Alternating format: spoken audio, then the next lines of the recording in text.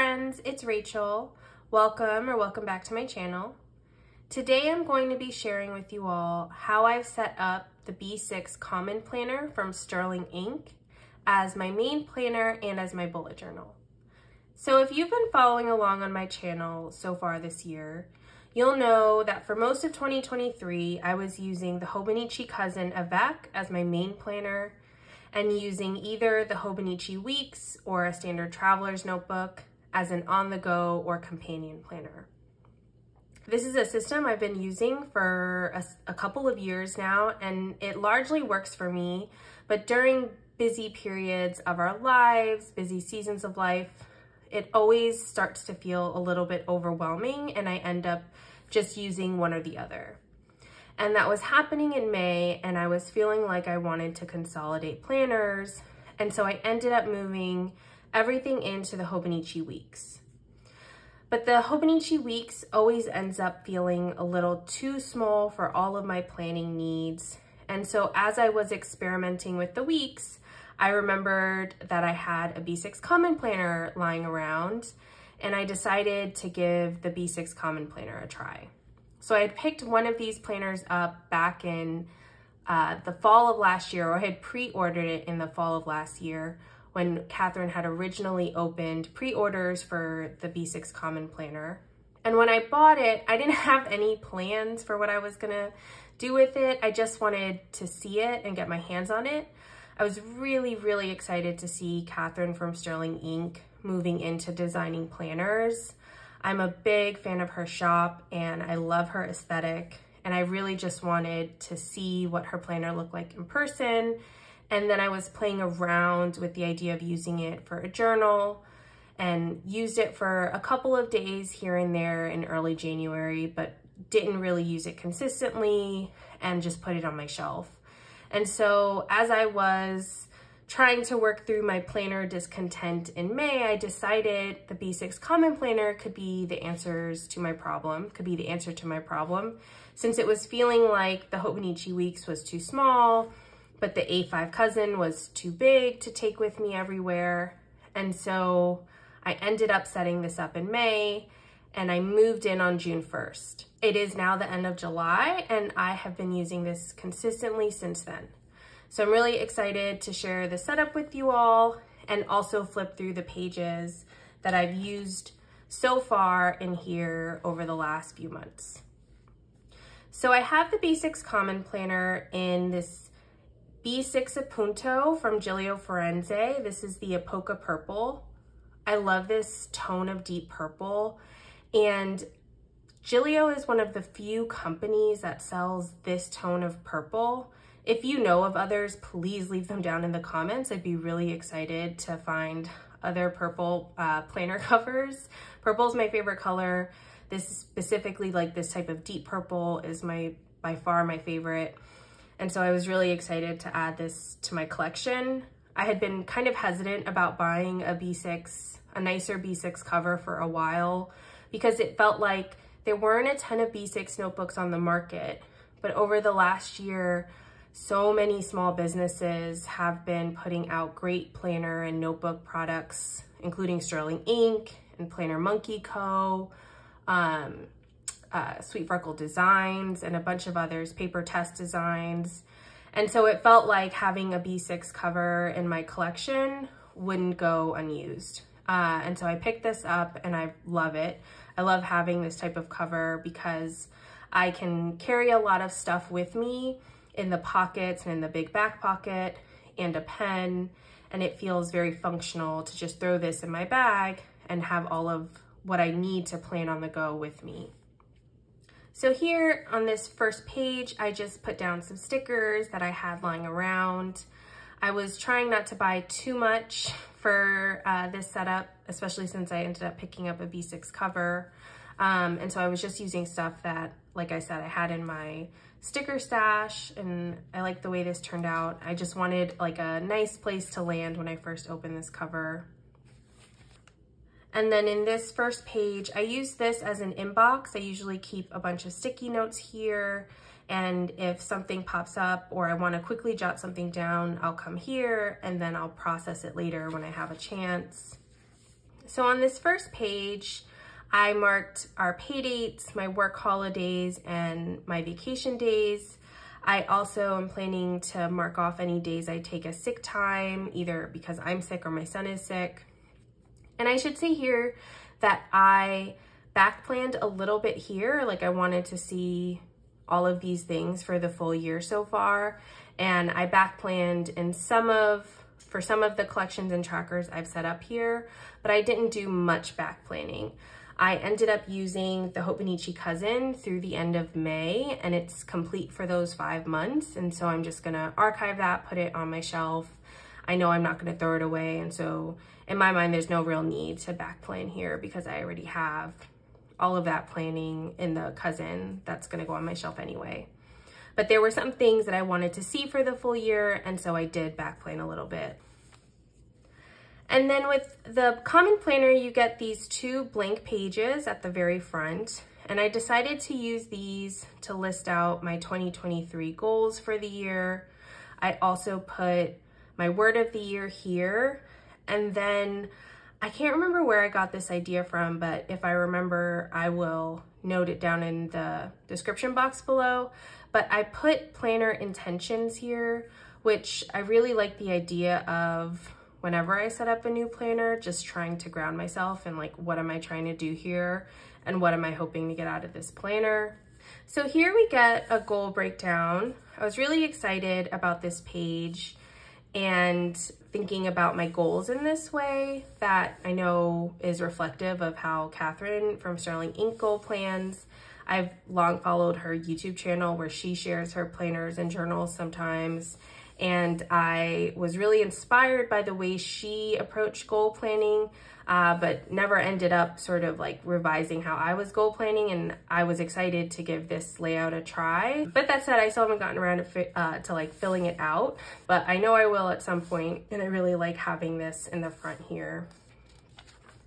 And then next, you get these quarterly planning or tracking pages. And here I decided that I would use this layout for habit tracking. I would record what YouTube videos I published in each month here. And then I decided to use this side as a reading tracker. So what I'm doing here is I'm listing all of the books I finished each month. And then I have a running count of the total books I finished in each month and my year to date. And this has been really helpful just to get a better sense of how I'm making progress towards my reading goals. And then I also like to see what I was reading each month. And then here is the quarterly tracking page for when I first moved in. So you'll see my June habit trackers filled out. I have the YouTube videos that I published in each of these months. And then again here, I've got what books I read each month, and then this running total. And the way that I'm planning to use this in months where I'm not back planning is that I'm listing all of the books I plan to read in that month or I want to read in that month.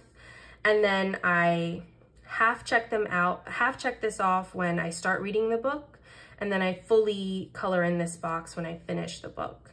And so this is giving me a better sense of what books I started when, what books, I was reading across multiple months. This is all information I like to see over time. And then again, I have this sort of like year-to-date running totals also captured here. And then that brings us to July, where we are now. So this is what I've read so far. I'll fill out the totals when July is over. And then I just keep these up to date. I keep this up to date on a daily basis, and I update these whenever I get around to posting on YouTube. I am gonna try to post more consistently here on YouTube. I really like YouTube as a format for sharing about planners and stationery, and I certainly love consuming YouTube content about planners and stationery more than content on Instagram or other social media platforms. And so I've been really rethinking like my social media use and wanting to like use my phone less and read more, all of the things that us elder millennials struggle with. And so I think one way I'm gonna try to limit my social media use is by really trying to focus on creating for YouTube first, which I think will help me like reduce the amount of time I spend on my phone on Instagram. So expect more from me here. I am excited about sharing more about my planners and stationery and how I plan here on YouTube. If you have any video ideas for me or things you'd like to see from me based on what you've seen so far, please leave them down in the comments. I'd love to see what, you know, folks in this community will love to see more of. And so then we get into the monthlies. And here I did back plan a little bit. There's certain stuff I like to see, just like when we did last. And I like having this like high level overview of each month in my current planner. But I didn't decorate. It was very bare bones and quick. And then here's the first month that I was actually using the Common Planner. This is June. And so when I set this up, I decorated all of the months in advance and used these script stickers from Planner Monkey Co. I'll try to remember to point out where certain things are from, but if I don't, please leave a message in the comments and I'll get back to you. And so here I use these monthlies as basically my future log. I bullet journaled for a long time, and so I still think in like bullet journal, like I think about planning like bullet journaling. And in many ways, I feel like I'm still just bullet journaling, but in a dated planner. And I don't have to, you know, set up the layouts in the same way that I would have as I was bullet journaling. But these monthlies serve as my future log again. So as things get scheduled, as I know things are coming up, I will put them here. And if stuff gets canceled, like here, I will just cross it out and write it again. Like it's not a big deal. What makes this functional for me is that when something gets scheduled, I have a place to write it down and I always come back here. And so that's how I use these monthly layouts. And then here on the left corner, I just keep a running to-do list for the month. These are things I know I want to get done soonish or within this month, but I don't have a specific date, or they don't have like these tasks don't have a due date. And so I like having just this running list here. And I will put things that I know I need to get done in a certain month here well before. I do just keep a piece of blotting paper in here. I'm gonna put to the side, and then I'll just flip through the rest of the months here in July, or the rest of the months here in 2023.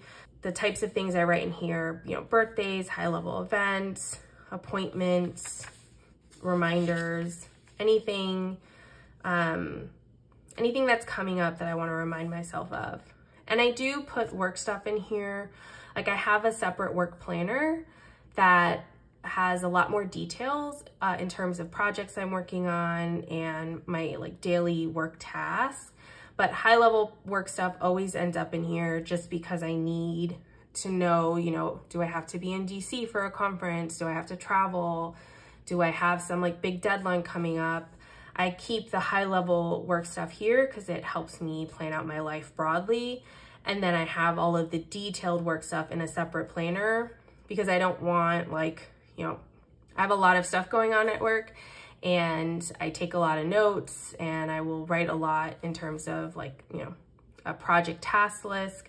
And I don't want the work tasks to overwhelm this planner. And every time I try to integrate personal and work, it feels like it overwhelms, like work stuff overwhelms my planner. And then it gets to the point where, you know, if I don't want to think about work, I don't look at my planner. And that dynamic isn't good for me because planning for me is first and foremost very functional. And so if I'm not planning in the rest of my life, things are kind of a mess. And so I really try to separate like out all of the work details and just keep only what I need in my main planner, which is the B6 Common Planner. So yeah, you'll see the rest of these months here. Tried to keep the decoration pretty minimal, but I do like, you know, some washi tape, and I love these script stickers from Planner Monkey Co. And then with the Common Planner, you get one additional month for the following year. And then we get into the weeklies. So the Common Planner has these vertical weekly layouts, and I love a vertical weekly so much. This is one reason why the Hobonichi Weeks never quite sticks as my main planner. I can definitely use a horizontal weekly, but I feel like I need a vertical weekly to get an overview of the week. Like, this just helps me visualize my time a lot better. And so you can see here that I started to fill out this vertical weekly when I first got the planner, just because I was curious and I was thinking about giving it a try. And I was really inspired to see so many other planners on YouTube and Instagram use the Common Planner, but it didn't stick. I was still feeling like the Hobonichi cousin was my planner and I couldn't leave her. And so I put this on the shelf and I really didn't touch it again until I moved in here in late May. Let's see. So this is the first week I was really in the B6 Common Planner. And the way I use these weekly layouts is a mixture of planning. I do some pre-planning, mostly here, but again, most of my pre-planning and like future planning happens in the monthlies. But I use this to plan out my weeks. I use this to rapid log my days. And then I also use this for a little bit of memory keeping. So I have my running to-do list here, and then I will usually, at the beginning of the week, either Sunday evening or Monday morning, I will write in whatever events or appointments, reminders, birthdays, holidays, when I have family in town. I will put this in here, and if things change, I'll cross them out as needed. I'll also put in work meetings and work events. I find it really helpful to have all of that information together so I could get a very clear sense of like, is this a busy week? Is it a busy home week, or is it a busy work week? Like, having all of the things going on in one place really helps me, even though I like to keep a lot of my work planning separate. But the events and appointments and meetings do make their way into here. And then after I plan for the week, at the end of each day, I usually rapid log my day, and then I'll also add in any memories or, you know, notes about TV shows or movies we watch, something funny my son said, just trying to capture, you know, what's going on in our lives on a day-to-day basis. And then the memory keeping I do on these weekly pages, I end up expanding on in my memory keeping journal. So I have a separate journal, and when I sit down to update that once a week or once every other week, I will start by opening my planner, which serves as kind of like a reminder of the things that I want to memory keep about, if that makes sense. And then some weeks when I'm waiting on lots of orders or packages, I'll have a waiting on list here just to remind myself of things that might be coming that week. And then here we get into a busier week where you do see some like work stuff, work meetings. I'm putting in some daily tasks or daily reminders for stuff I know I need to get done on certain days. And then again, just like memory keeping sprinkled throughout. This was my son's birthday week. It was a lot of fun. We had family in town. I took a couple of days off and we did some DC sightseeing. We took him to the botanical gardens, which was really fun.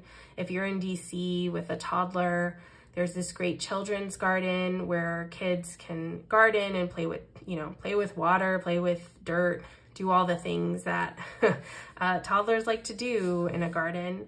But at the botanical gardens, which was a lot of fun. He had a great time. And then here we're getting towards the middle of June. You'll see I do decorate these pages a bit.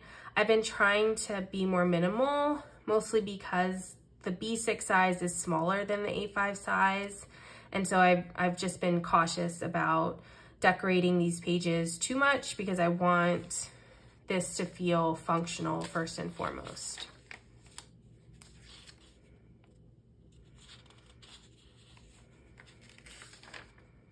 And then here we get into July. And you can see some weeks I write, you know, I do less rapid logging of my day. Like I don't always fill out these days. I try to, but it's not a big deal if I miss a day or two here. And when things are busy, you know, that's always gonna happen.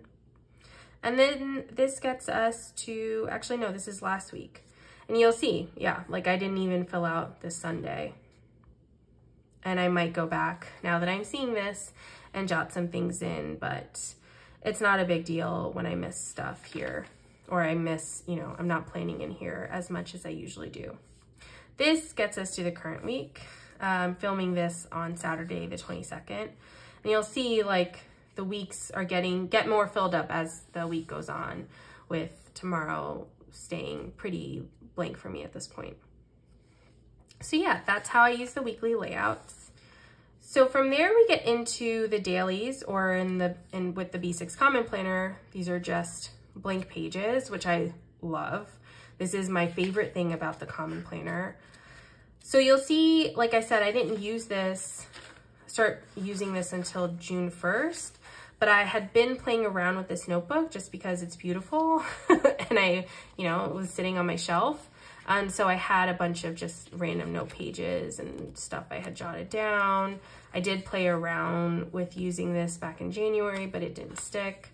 And then here's where we get into June, when I really like moved into this planner after I had set it up. And yeah, it's been working really well for me. So the way I have been using these pages in the back has varied a lot, but it includes dailies, so daily tasks, notes about my day, journaling. I will sometimes just write, notes or other longer to-do list. I will have some collections and trackers, and then, yeah, like other stuff as things come up. This is a mixture of my planner and journal and bullet journal, all in the back here. I'm not really an indexer in bullet journal lingo, but I will like tab stuff off that I want to remember to come back to. So in the first couple of days of June, I was trying to figure out like how much space I needed for a day. Some days I used a full day per page, others, just a half day or 2 days per page. Here, I just had one running to-do list for the weekend, and then notes about my son's birthday party. He turned 2 in June, and I can't believe 2 years have flown by. And then here I did my June setup. So I just like jumped into planning when I moved in here, and I didn't set everything up. I hadn't finished the setup when I started planning in here, mostly because I was trying to see if this notebook would even work for me planning wise. And it has. And so then I slowly started setting everything up the way I like it. So the way I've done this is I have like a monthly, I set up my monthlies in these blank pages in the back. And what that means for me is I have just some reflections from the prior month. I like to have this sort of like currently page just so I could see, what fountain pens I was using, what I was reading, what I was watching. And then I've got my monthly goals and priorities here. And I've done this for both June and July, and I've really liked this setup so far because it feels like I like having an opportunity to reflect on the prior month and do some goal planning. I love having this currently page, like coming back to this and knowing what I was, reading in a month or watching in a month. And then I've been tipping in these vellums from Sterling Ink in here just to divide the different months, since these are undated pages. So yeah, and then I have these monthly tabs from Planner Monkey Co. that I'm just putting on when, like I'm only putting them on when the month starts, since I imagine I'll use a different amount of pages in each month. So this is June. These are my June priorities and goals. And then here is where I decided to just set up all of the collections and trackers I wanted to have in this planner. I had some of these set up in my Hobonichi weeks, some were set up in my cousin, and so I decided to just reset them all up here. So my first collection is the books I've read this year. I'm also tracking this in the front, but I wanted to also see like one list of all the books I read and my ratings for them. And you can see I did go back and just add in all the books I've read so far in this year, not just the books I've read since June. Here I have a to be read list. And I should say, like, my reading stuff, I track in Goodreads, and I also have a separate reading journal, which if you haven't seen it, I filmed a setup video of my reading journal and posted that a couple of weeks ago. I'll link to that in the description box below. But I do like to I love to read, and I've been really trying to prioritize reading. And so I've been trying to integrate some reading trackers and collections in here, just so I have like a place to jot stuff down if I'm on the go, because I don't carry my reading journal with me. I'm trying to use my phone less and like not have the instinct to just pick up my phone, which always ends up distracting me. And so instead I'm trying to just pick this up and jot stuff down. And then eventually, you know, if I'm jotting down a new book I heard about that I want to read, it'll make it from here onto my Goodreads, like to be read list, which is really where I keep track of that. Here, I thought it would be fun to just track or have a list of the podcasts I've been listening to.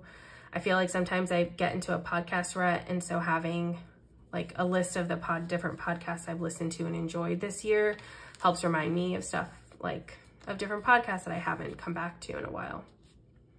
And then here I'm keeping track of the TV shows and movies we've watched. My husband and I love watching movies together. That's most of the time when we have a date night, it's watching a movie and having dinner.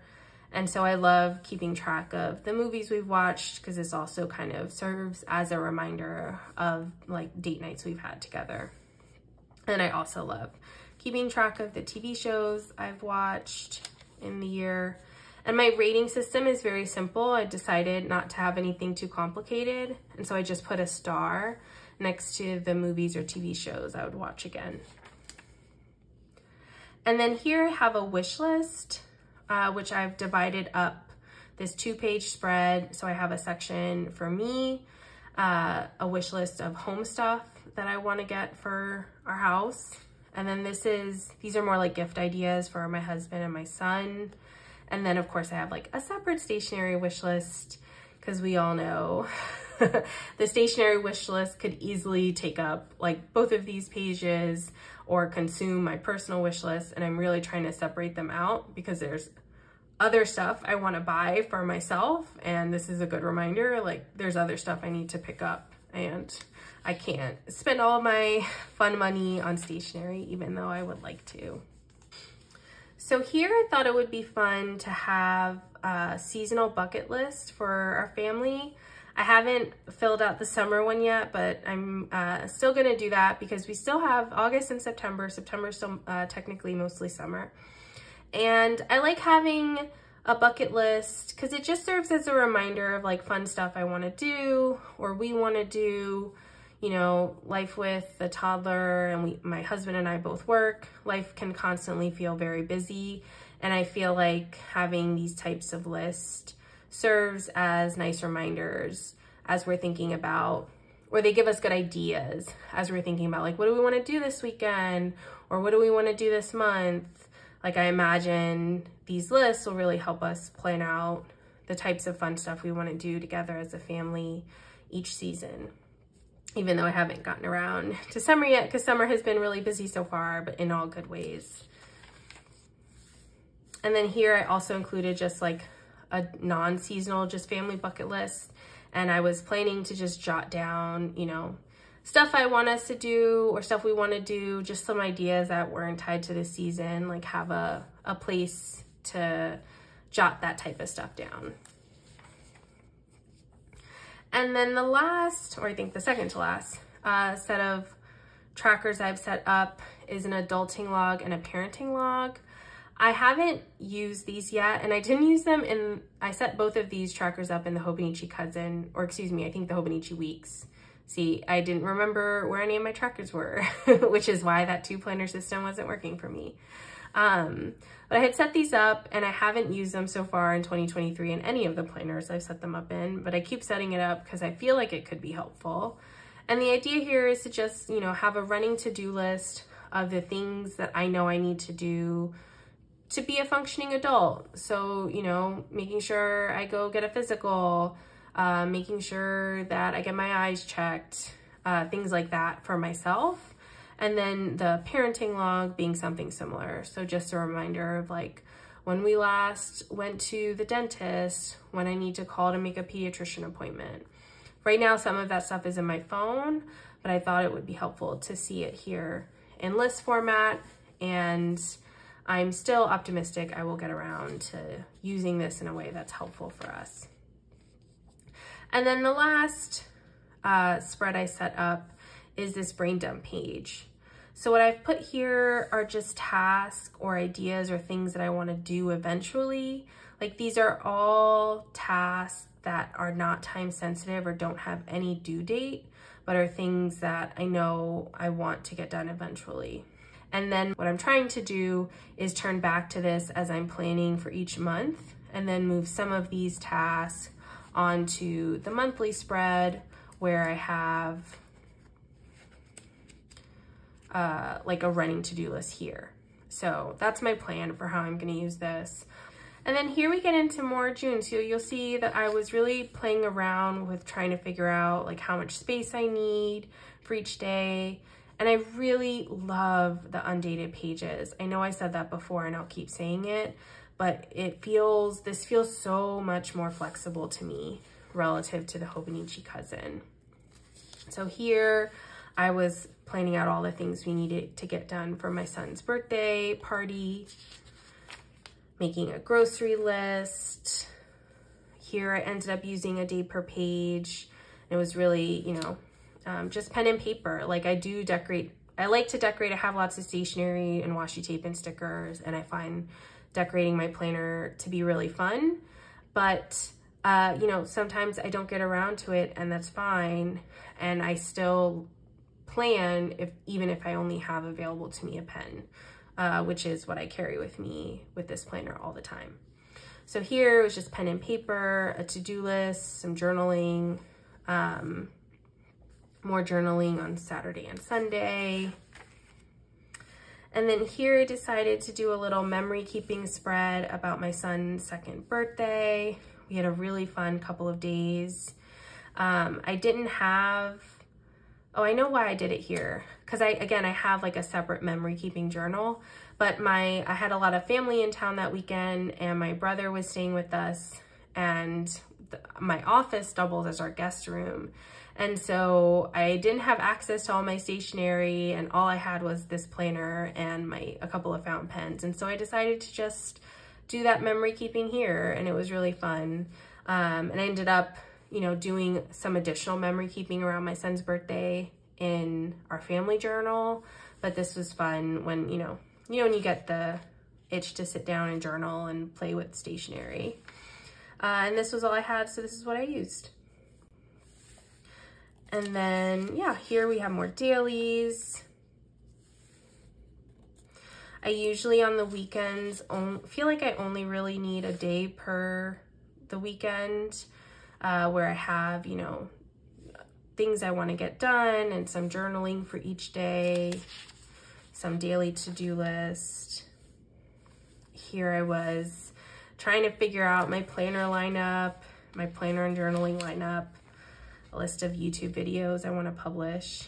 I'm still working my way through this, but my goal is to be more active on YouTube. I really love the YouTube community here. You all are so great and kind and encouraging, and I like creating for YouTube more than I do for Instagram or other social media apps. So yeah, here, more dailies. And then here I thought it'd be fun. I printed out a picture. not sure if you can see this, of my Sterling Ink order. Catherine from Sterling Ink knocked it out of the park with the Common Planner lineup for 2024. I was really floored and so excited. And of course, all of those options made it very difficult to choose, especially, you know, 6 months in advance to decide what planner I was going to use in 2024. So I ended up ordering another B6 full year, and then I also picked up a B6 half year. I'm not sure which one I'll use. I'm leaning more towards the half year. I like the full year, but I could imagine this feeling bulky if I was using it for a full year. But we'll see, because I bought both, so I'll have the option. And then I also picked up the A5 Compact, which has fewer notes pages.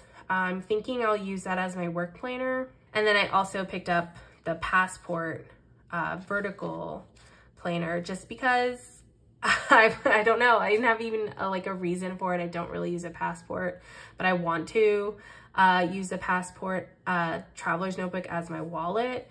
And so I was thinking I could use it for that reason, but I was just excited and threw in an extra planner for funsies. And then here we get more, you know, to-do list, journaling. I have an order tracker here, which I've tabbed off instead of having that on my weeklies. This week I decided to try to set up the dailies ahead of time, and I divided each page into a half page. This was fun, but didn't feel as functional for me. This was the day the Supreme Court overturned race-conscious admissions. And so I wrote out some of the most powerful quotes from the dissents and from other experts who collectively, all of that, reading through all of this was helping me process the shitty decision. And then here we get into July. So again, I have my monthly setup, which includes a reflection for the previous month. And then I've got the July currently, where I again list the fountain pens I'm using and what they're currently inked with, the books I'm reading, and what I'm watching and listening to. And then I usually keep this small ollie clip between this sort of monthly dashboard and the daily pages I'm currently on. And then this moves into my plans for July, my priorities. These are some reflection prompts that I like to use that help me think as I'm planning out July. And then these are the priorities by different sort of areas of my life. I set this up to track my exercise over the month, and I haven't kept it up to date, but all of this is on my Peloton app, so I'm sure I can go back easily and update that when I have some time. And then, yeah, we get into more dailies with more journaling. I have a list of social media stuff I wanted to get done, and so I tab that off here so I can come back to it. And then more of the same. Here I got an order from the washi tape shop, and I was really excited to swatch out the stickers and pet tapes I had picked up. I got the 4 Seasons. I think this was all from the summer washi tape of the 4 Seasons, but I really love these stickers. They're very thin and washi tape-like. And I really have been enjoying using them. Here again, more daily to-do lists and journaling. I was taking some notes on questions for my doctor, and also some notes on filming this setup video, a little bit of journaling.